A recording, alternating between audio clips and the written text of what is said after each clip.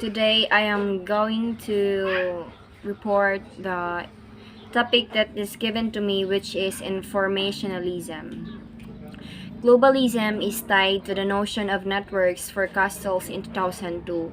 Networks constitute the fundamental pattern of life, of all kinds of life. It was previously mentioned that in the present or even in the past, the world is connected.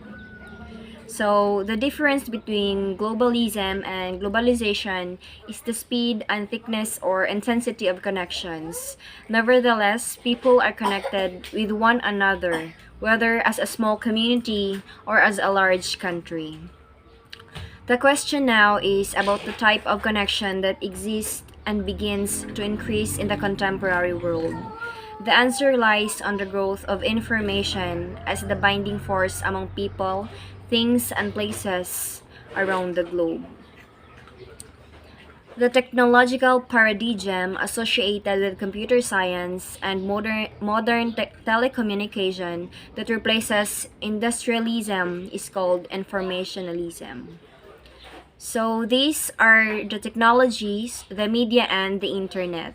This is not to say that we do not need to produce materials, goods such as factories, clothes, and food, rather exchanging information and knowledge, which is clearly immaterial goods and becomes central in the contemporary world.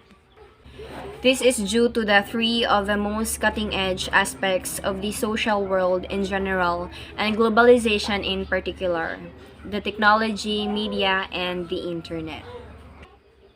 Computer technology is used to check our health through the invention of magnetic resonance imaging or MRIS, ultrasound, and CT or CAAT scans. Space-based technologies were also made possible through the use of computers. The launching of satellites for military surveillance, the use of global positioning systems or the GPS, and the operation of global navigation system or the GNS are some remarkable examples.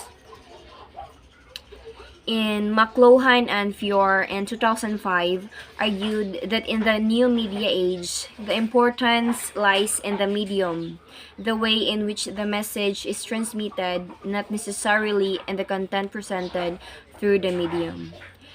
So this means that the televisions, radios, and newspapers have been shaping individual subjectivity and culture, not only locally but also globally. In addition, the French social theorist Guy Debord in 1994 emphasized in his idea of media spectacle the sophistication and ubiquity of spectacular visual in televisions.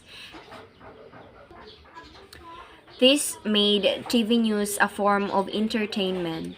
Although content matters in television broadcast, visual spectacle or significance is an important element and perhaps the primary key to catch the attention of the audience.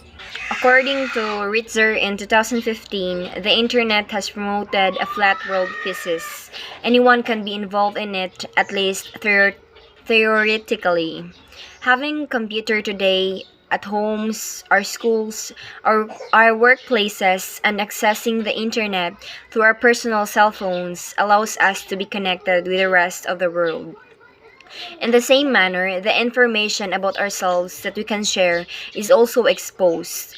In order to control internet access and use, there are mechanisms such as a personal password or in the case of Chinese government, the Great Firewall.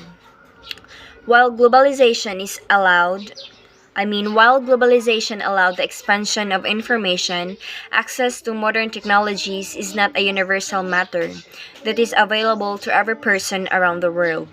The internet and other technologies are limited by certain barriers. These barriers include a lack of electricity, illiteracy, weak financial system, and government regulations.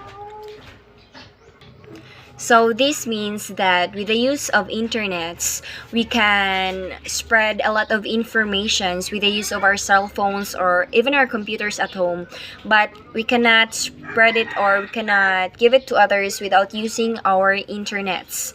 That's why there are some barriers of spreading the informations through the internet, which